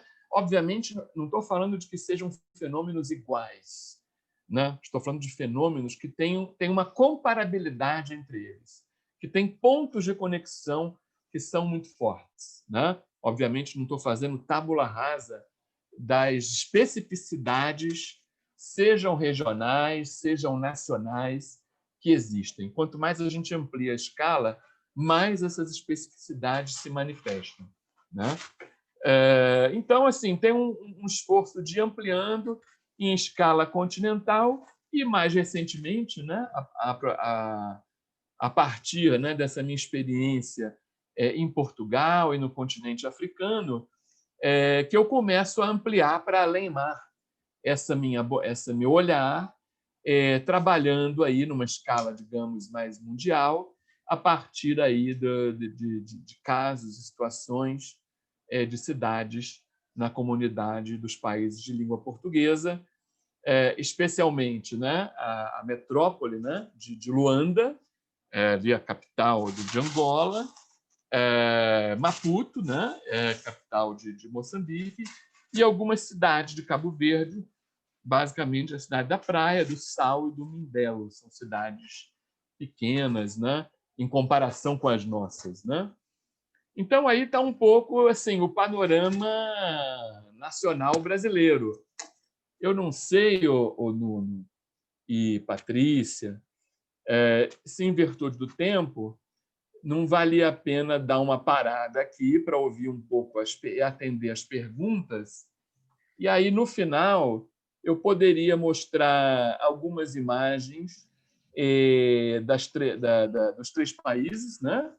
E fazer Alex, deixa eu te passar uma orientação aqui. Dentro dessa nossa dinâmica, tem vários estudantes aqui que já têm aula perto das 7 horas, então vai ser mais fácil você terminar a sua fala e a gente abrir para o debate, porque alguns colegas já vão precisar se retirar, entendeu? Ok, tá bom, tá bom. Eu vou então só passar rapidamente, porque eu estou vendo que o tempo que vocês tinham previsto até eu esgotei já, né? Assim, Não, então eu vou ainda tem falar. 7 minutos do outro tempo, mas se precisar avançar, pode avançar sim. Tudo bem, beleza, então. Peço perdão por falar tanto, mas, enfim, é uma experiência rica e vasta, né? E eu, como eu disse, eu gosto muito de falar delas, né? E então gera sempre muitas reflexões. Então, assim, a partir também aí de algumas imagens, eu queria falar um pouco, talvez, não sei, né, o caso de todos, mas apresentar, né, dar a vocês aí talvez um primeiro contato, como foi para mim, né, com 3 realidades repletas de especificidades, né, no continente africano, de 3 países, né, que têm uma trajetória também, né, com muitas particularidades, né, em relação a nós, né? Diria em primeiro lugar, né? São 3 países cuja independência se deu no ano de 1975, né? Os 3 se tornaram nações independentes há 45 anos atrás, né? O que, em termos históricos, é muito pouco, né? Ou seja, é uma independência muito recente, são nações jovens, né? São nações de uma trajetória, né, enquanto nações soberanas muito recente, em que as marcas, né, portanto, do período colonial ainda estão, digamos assim, muito vivas, né, muito candentes, né, e do período pós-colonial também, né? São países que, da sua independência até hoje, tiveram poucos presidentes, né? Estão alguns deles no seu 3º presidente, né? No seu 3º mandato presidencial, né? Tiveram até mandatos presidenciais muito longos, né? Uma realidade política bastante complicada e complexa também, né? Então, aqui uma primeira imagem, né? Digamos, do que seriam as formações urbanas comparáveis às favelas, no caso cabo-verdiano, né? Ali, como é que as pessoas chamam, né? Tem sempre a questão da nomenclatura, que é muito interessante em todos esses lugares, né? ali em Cabo Verde, ali as pessoas, a população, os gestores, a gente cabo-verdiana, fala muito de bairros informais, ou de bairros clandestinos, ou de bairros espontâneos, ou então de bairros da barraca. Né? Bairro da Barraca era especialmente um bairro que existe numa das ilhas, né, do arquipélago cabo-verdiano, e que acabou também sendo, de algum modo, generalizado, né, o termo barraca. Né? Acabou não pegando muito, porque, como vocês veem nessa imagem, vocês já conseguem visualizar um conjunto edificado com materiais, com blocos de concreto, né? Com materiais que não são materiais improvisados, né? Que não são materiais rústicos, né? São materiais já como se constrói em qualquer outro lugar da cidade. O bairro de Lata também é um pouco usado pela influência portuguesa, né? Que também é muito forte, né? na tradição aí desses países, né? Então observem o seguinte, né? Você tem essa imagem, essa paisagem árida que caracteriza, né, Cabo Verde, né? Um local com problemas, né? De uma umidade muito baixa, né? De períodos de estiagem muito fortes, muito violentos, e que colocam, né, o país grande parte do ano com essa imagem, digamos assim, muito árida. Né? Então, vejam que esse aí é um dos exemplos, né, dos chamados bairros espontâneos ou informais. Eles crescem nas margens da cidade, né? Crescem de maneira assim, bastante espaçada, né? Não tem, digamos assim, uma grande compactação, né? Já apresentam, né, em alvenaria, construções em alvenaria, né? Embora existam também barracos usando latão, usando outros materiais, né? E ficam, muitas vezes, nas zonas baixas do relevo. Né? Cabo Verde tem um relevo muito acidentado, onde se formam zonas altas, que são os platôs, como são chamados, e zonas baixas, né, que são as encostas e as ribeiras. Então, é aí que esses bairros espontâneos vão se situar. Inclusive, um dos problemas é precisamente esse. Quando chove, essas casas elas estão no caminho do curso natural das águas. E é necessário todo um trabalho para fazer com que a água corra de maneira a não inundar esses imóveis, né?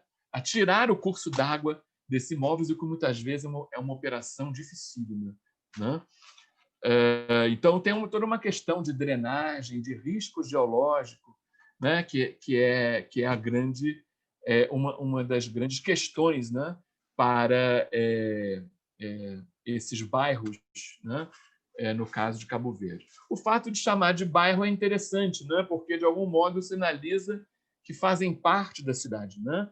Eles são, muitas vezes, predominantes. Né? As estimativas em Cabo Verde dizem que estão aí entre 50% e 80%, né, dos moradores das cidades cabo-verdianas moram, então, nesses bairros que têm, digamos, essa comparabilidade com o caso das favelas. Né? Embora a gente tenha imóveis até grandes, né, no seu espaçamento, muitas vezes são imóveis sem abastecimento d'água, sem saneamento, né? Muitas vezes sem um cômodo de cozinha ou de banheiro.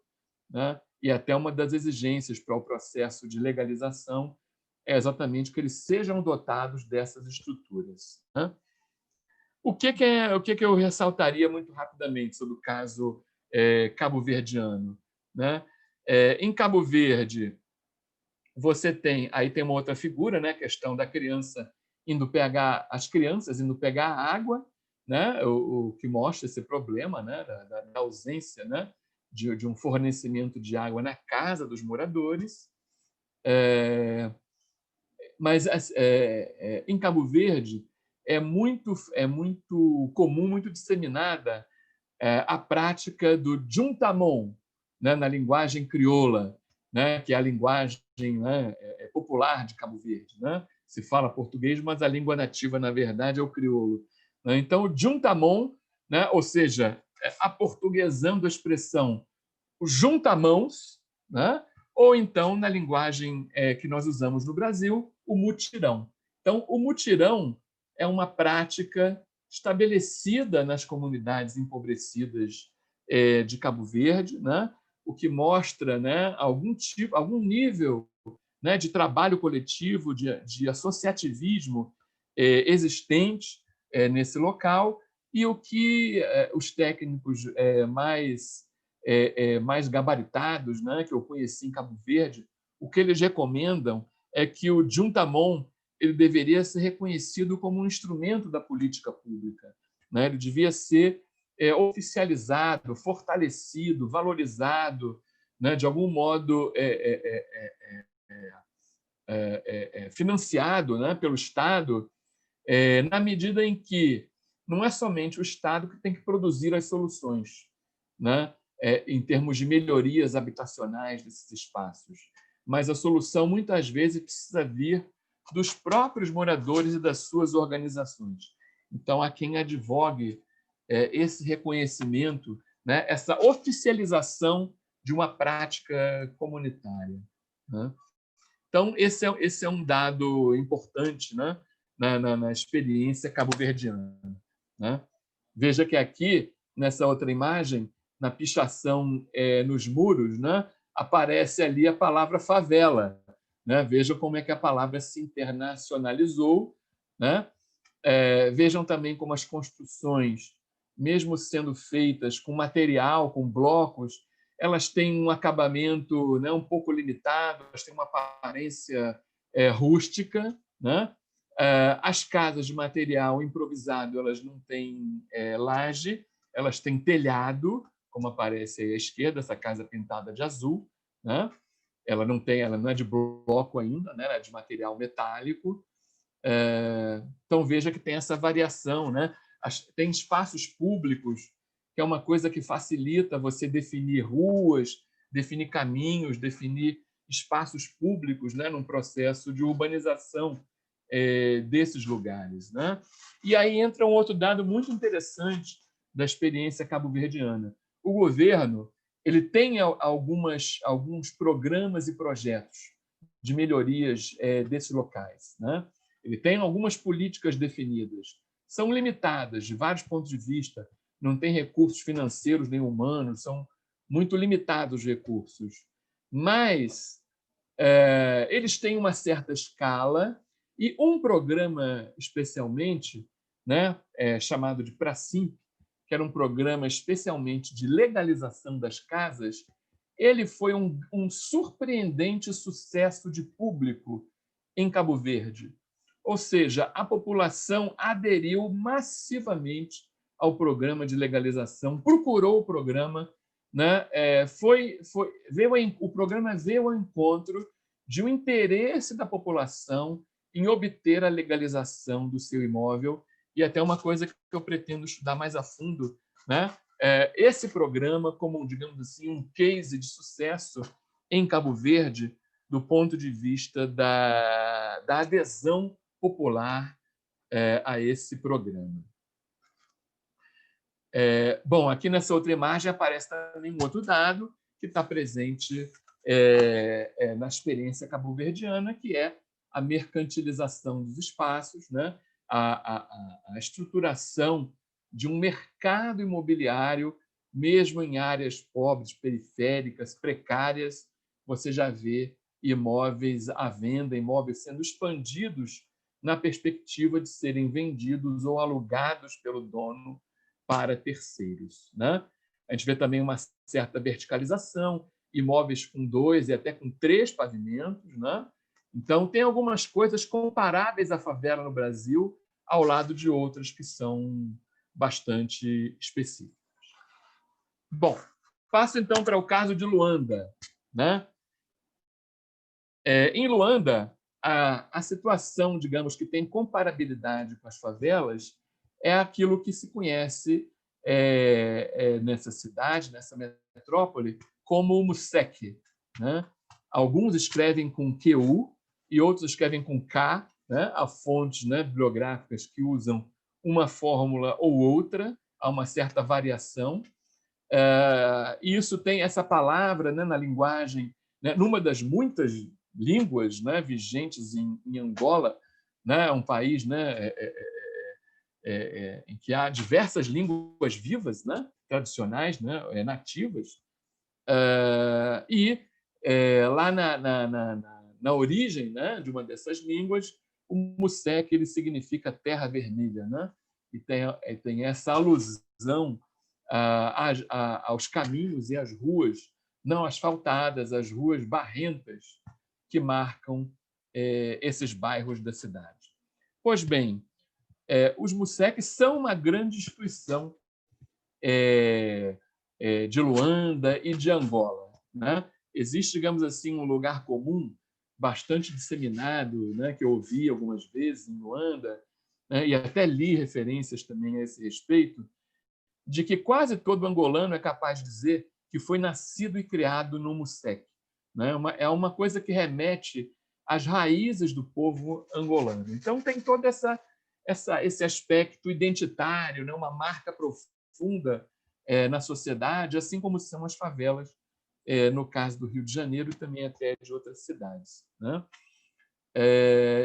Tem, né, pela longa trajetória dos Museques, já tem toda uma classificação estabelecida no país a respeito deles, né? Então, por exemplo, essa imagem que vocês estão vendo aí é o que lá em Luanda eles chamam de Musek colonial, ou Musek tradicional, né? Que acompanhou todo o período da colonização, né?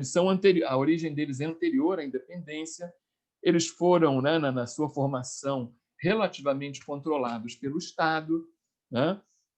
Então, eles são um pouco mais estruturados, eles têm um arruamento bem definido, as casas, as ruas têm um alinhamento, né, muito nítido, né? E tinha também, pelo menos no passado, toda a presença dos sobas como autoridades tradicionais que exerciam poder normativo e regulatório dessas localidades, né? Então, tem todo esse retrospecto, né? Então, é um tipo, né, de Musek. O segundo tipo é o Musek moderno, é um Musek posterior à independência, né? É um Musek, digamos assim, que ele vai crescendo, a princípio, nas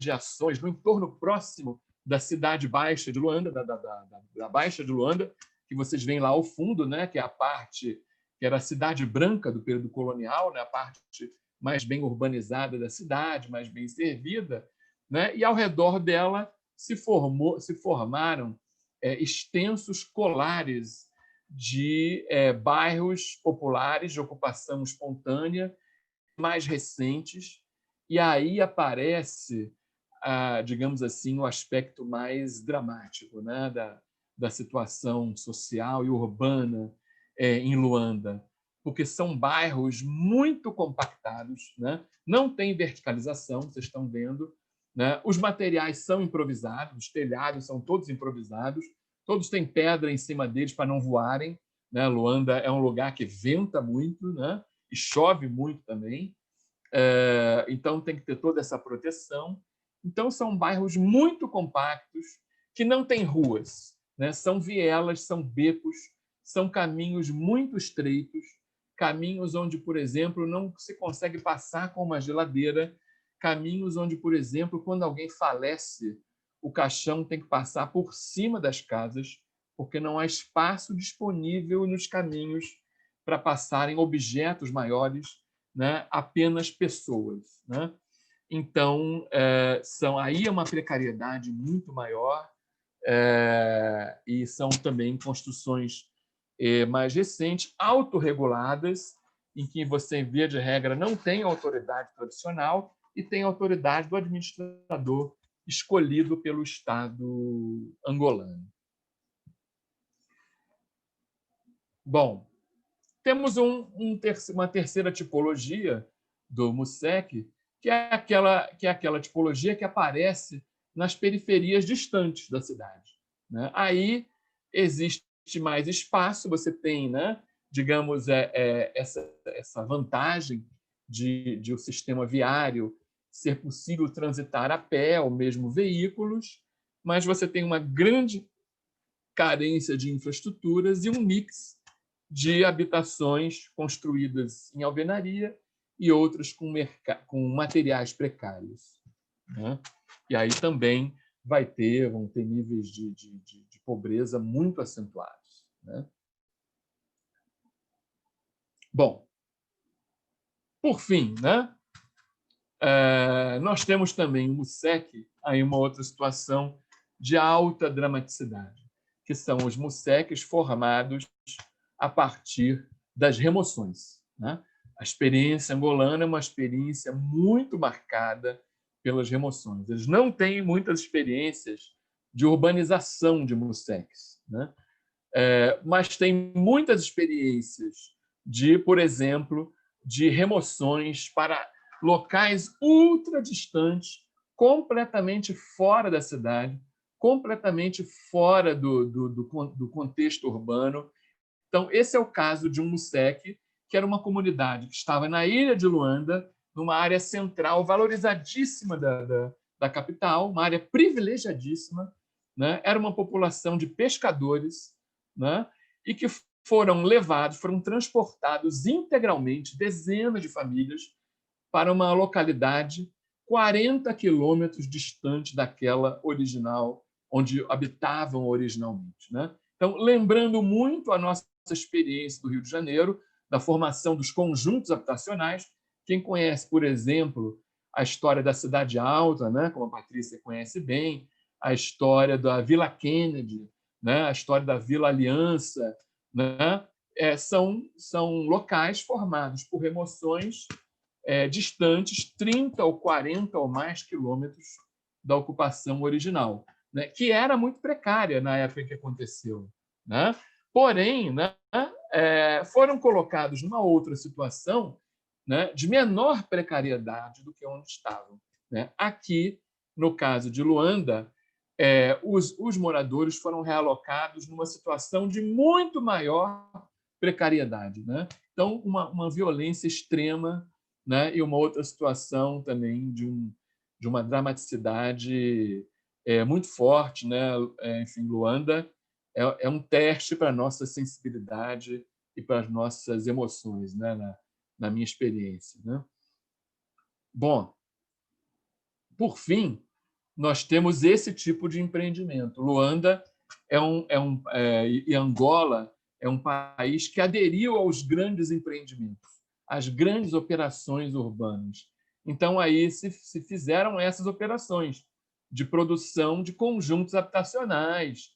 E aí a gente vê com alguma, digamos assim, alguma qualidade urbanística, estética, né? Com espaços livres, enfim, a produção formal, né? Porém, assim como na nossa experiência, seja remota dos conjuntos da SEAB, seja recente, né, nos conjuntos do Minha Casa Minha Vida, são projetos com uma série de problemas e são projetos onde as classes mais empobrecidas elas não têm condições de pagar, né? A informalidade da mão de obra é muito grande em Luanda, em Angola como um todo. Então, somente parcelas da classe média baixa, que conseguem arcar com as condições financeiras para adquirir imóveis em projetos como esse. Esse aqui é um dos projetos numa região conhecida como Kazenga, Sambizanga, que é um dos mais recentes e é um dos projetos assim que os técnicos de lá nos apresentam com muita alegria, com muita satisfação, como a melhor coisa que produziram. Mas quando a gente começa a ouvir os moradores e as reclamações dos moradores, esses técnicos acabam ficando até envergonhados, né? Porque se desconstrói aquilo que eles queriam apresentar como uma prática boa que o seu país poderia apresentar para visitantes estrangeiros, né? Então, é um pouco esse aí o quadro aí, em linhas gerais, o quadro de Luanda. no que tange aí a produção, né, da moradia popular, né? Bom, para fechar, falar aqui rapidinho do caso de Maputo. O caso de Maputo, uma das experiências mais interessantes que eu conheci, que eu visitei, desse bairro. É um bairro que eu peguei um ônibus, né, onde eu me hospedei, né, ali no residencial da Universidade, Eduardo Mondlane, em Maputo. Dali eu peguei um ônibus e cheguei a esse bairro depois de uma viagem de quase 2 horas de ônibus, né, de um ônibus superlotado, né, uma viagem um pouquinho cansativa, até esse bairro chamado Magoanini, né? Aliás, tem Magoanini A, B e C, são vários projetos que vieram se sucedendo no tempo, e é um bairro também oriundo de um projeto de reassentamento, em que moradores que estavam em áreas centrais foram reassentados para uma área mais periférica, porém que conseguiram fazer edificações com alguma qualidade e com alguns serviços públicos de infraestruturas, de maneira que nessa localidade, eu ouvi um conjunto de reclamações muito menor do que aquelas que eu ouvi em Luanda, né, em que eu percebi uma realidade social e econômica muito menos dramática do que a dos muceques de Luanda, né? Inclusive, aqui já está se discutindo a titulação coletiva da terra, né? É uma cobrança dos moradores, em que o secretário do bairro, que é uma outra figura importante, né, na estrutura política de Moçambique, você tem a figura do secretário do bairro, que é nomeado pelo Estado moçambicano, e você tem os moradores que formam comissões e tem um chefe de cada quarteirão, né, que é escolhido pelos próprios moradores. Então, tem toda uma estrutura que acaba sendo muito comparável com o trabalho que é feito pelas associações de moradores de favelas, né? Eu participei, né, de uma reunião do secretário com os moradores, e pelo teor da conversa, né, quando me foi dada a palavra, né, quando me apresentaram como um visitante brasileiro e pediram que eu dissesse alguma coisa, a primeira coisa que me veio à mente foi exatamente isso, de dizer, olha, essa prática que existe aqui, ela é muito comparável, ela tem muitas semelhanças com aquela gestão do bairro feita pelas associações de moradores em favelas, né? Então, eu encontrei várias semelhanças, né? Obviamente que com algumas diferenças assim, né, de estrutura, né, de história, né, no detalhe assim mais fino, obviamente que a gente encontra diferenças, mas, como eu dizia, são experiências que têm alguma comparabilidade, né? Então, os moradores lá têm essa reivindicação, o título da terra, já tem a casa, já tem alguns serviços, e o Estado, na pessoa do secretário do bairro, tem esse grande encargo agora de começar a providenciar a documentação dos moradores para prover o título da terra e você avançar na consolidação desses bairros. Então, tem vários detalhes importantes, né? Teve, inclusive, um problema lá para eu visitar a área, que o secretário do bairro não avisou a alguns chefes de quarteirão de que haveria essa visita, e criou todo um constrangimento, porque o protocolo é esse, que a visita não se faz sem um aviso prévio a esses chefes, né? E mais um ponto de comparação, né, com experiências no Brasil, em que vários trabalhos de campo eles simplesmente não podem acontecer sem a companhia desses chefes, que são autoridades locais, que exercem um poder na localidade, né? E esse poder não é, de novo, né, um poder entre aspas, né? É um poder real e muitas vezes é um poder de fato e de direito também, né? Então, aqui os problemas de escoamento, né, da cota baixa, no período de chuvas. Estava começando a temporada de chuvas quando eu estive lá. Alex, então, você só tem mais 3 minutinhos. Tá, beleza. Não, estou fechando. últimos 2 slides é para mostrar o seguinte: uma outra visita importante, né? É uma espécie do lugar comum, né?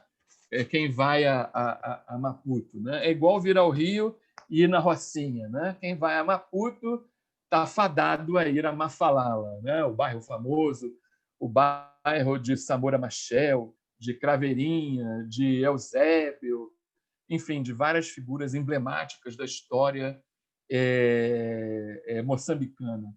Então, esse já é um bairro situado em área central, cuja origem é aquilo que lá em Moçambique se chama de caniço, né? Que era um material de madeira, varinhas finas usadas para construir casas numa técnica construtiva que tem alguma semelhança com o nosso pau-a-pique no Brasil, né?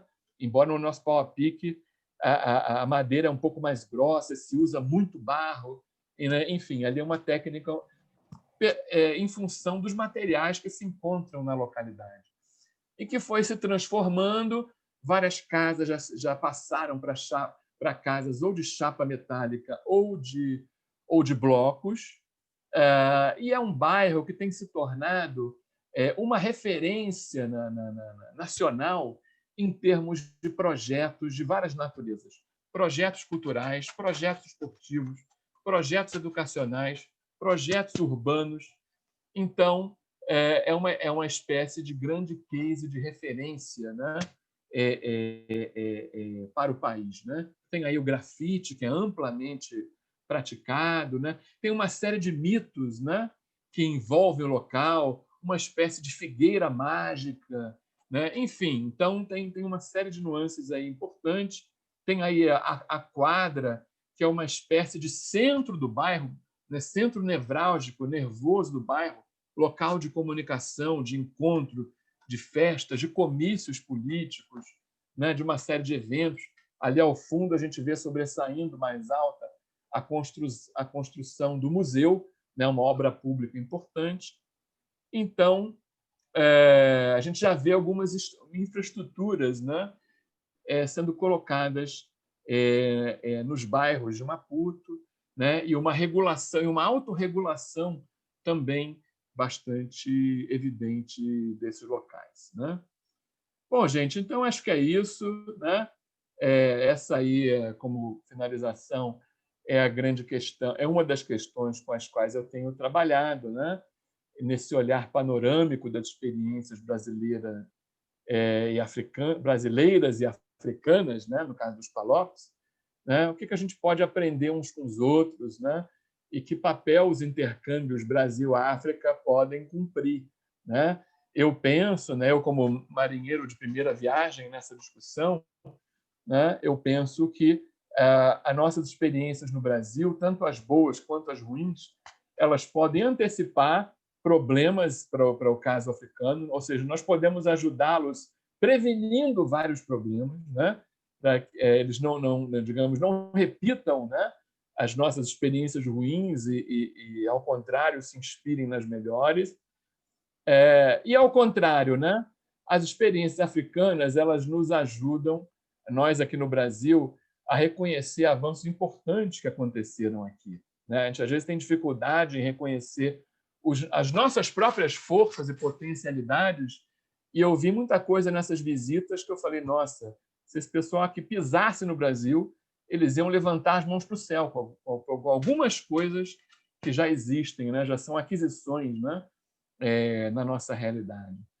Então, assim, eu vi problemas que às vezes são comuns, mas que estão em estágios distintos, têm escalas diferenciadas, né? Tem arranjos institucionais diferentes, e às vezes muito diferentes, né? E tem configurações sociais também muito particulares, né? Então, isso tudo, né? O que isso tudo pede de nós, né? Esse leque assim de particularidades, né? Uma renovação, né? do nosso repertório teórico, né? Das nomeações com as quais nós trabalhamos, os nossos modelos de análise, nossos modelos de abordagem, né? As categorias que têm orientado o trabalho tanto acadêmico quanto político até aqui, né? O trabalho técnico, de modo geral, né?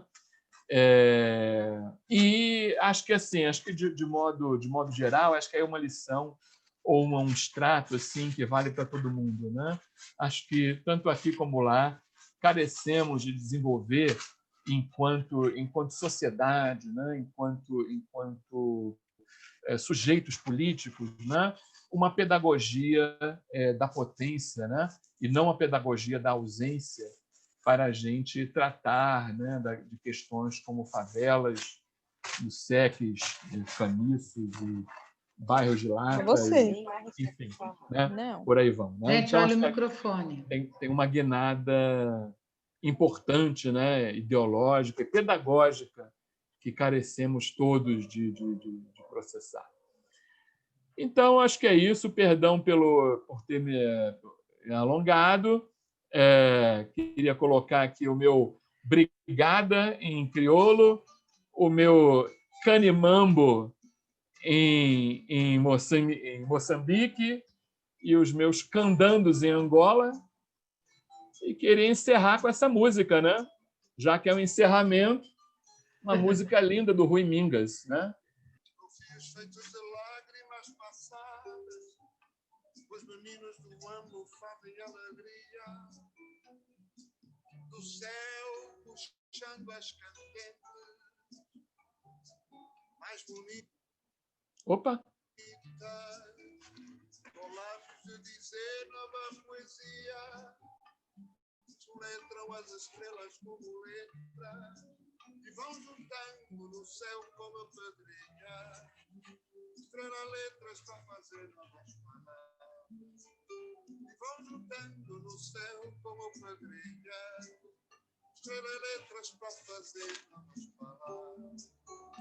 Os meninos à volta da fogueira vão aprender o efeito som de verdade.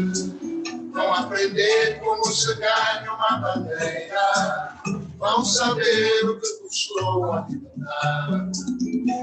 Os nomes mais lindos do planeta fazem continhas engraçadas. Bom, é isso, gente. Para não alongar muito, fica aqui essa primeira parte de uma das canções mais lindas, né, que eu ouvi nessa minha trajetória e que acho que tem uma mensagem que vale para todos os povos, né? É isso. Alex, estamos encantados. Receba parabéns virtuais imensamente. Aula fenomenal, aula que estará gravada no nosso canal. Devido ao avançar muito grande da hora, a gente não vai poder fazer as perguntas que tem aqui, mas, assim, esse minicurso não quer vai prorrogar se um pouquinho, não, Patrícia? Não, porque o pessoal tem aula. O pessoal, né, eles têm aula... Mas quero agradecer demais, Alex, pela sua contribuição única, né? Claro que, né, eu nasci e cresci num desses bairros, né, que tem essa história de remoção, que é a Cidade Alta, né? E uma aula realmente assim que me fez ver muita coisa da própria história e também, né, de Angola e de Moçambique, que são países que eu conheço as capitais, né? E no caso de Moçambique ainda conheço outras cidades, mas Angola eu conheci realmente Luanda, né? Então foi uma experiência fantástica e passear nessa aula, uma aula extremamente didática e erudita e que faz a gente realmente olhar o tema para além dos horizontes que se coloca, né? E trazendo de fato esse princípio, né? Essa proposição de um direito, de uma construção, de uma agência humana, né? No meio de tantas adversidades, né? Infelizmente, a internet do Nuno caiu, mas em meu nome, em nome dele, a gente agradece muito. Palmas também para o querido público que esteve aqui com a gente. Fica o convite para o próximo minicurso, Artes, Criatividade, Experiências Africanas e Brasileiras. Vai ser maravilhoso. Muitos elogios aqui no chat, Alex, parabéns demais. Que bom que a gente vai ter essa aula e que bom que a gente tem o seu contato. Então, a gente vai deixar agora, eu vou pedir a Raia... Pode falar. Só uma coisinha, Patrícia. Já que a gente ficou sem tempo hoje de dar atenção às perguntas, eu já, então, convido quem tiver interesse para o seguinte. Eu estou finalizando o meu pós-doc agora nesse final de ano e eu programei 3 seminários de finalização, para em cada um deles poder falar de uma só dessas cidades e poder aprofundar, falar com mais calma, falar de mais detalhes. Então, eu posso divulgar o link aí pelos canais de comunicação desse projeto, e aí os interessados acompanham esses seminários. Vai ser um por semana, para não cansar ninguém. Vai ser sempre às 10 da manhã, tá? Vão ser uma quarta e 2 sextas de manhã, de 10 a meio-dia. Então, já fica aí, para quem tiver disponibilidade e interesse, já fica aí o convite. Tá bom? E essa discussão do Direito das Favelas, mais à luz do caso brasileiro, eu também apresento em cursos que eu dou na UFRJ, na pós-graduação, sobretudo. Então, para quem tiver interesse, é uma disciplina que eu ministro, e aí basta procurar, eu deixo o e-mail aí para quem quiser. Tá bom? Fica aí essa oferta aí de futuras possibilidades. O nosso canal se chama Canal Diálogos sobre a História da África. Aqui no chat, a Samira já tinha colocado o link. Mas se vocês colocarem Canal Diálogos sobre a História da África no YouTube, vocês vão achar. Então, se inscrevam, que todas as aulas anteriores também desse minicurso estão lá.